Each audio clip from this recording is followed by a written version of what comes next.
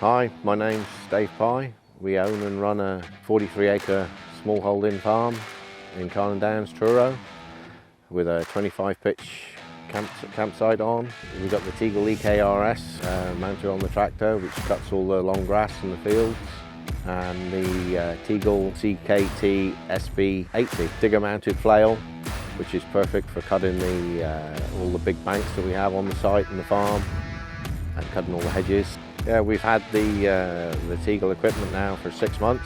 It's working well, reliable, doesn't break down. The flail mounted on the digger has got 3 hydraulic mounting points. So the main flow and return, and it's also got a free flow return pipe as well, which protects the motor on the flail and protects the digger as well, which is why we chose Teagle.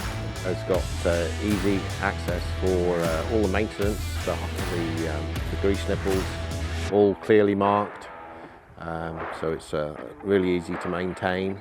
The flail has genuine mounted cutters on the flail head, very robust. We've been using it now for 6 months, and there's hardly any wear and tear on the flail heads at all. It's made our life so much easier on the farm. It's been over 20 years since the hedges have been cut back.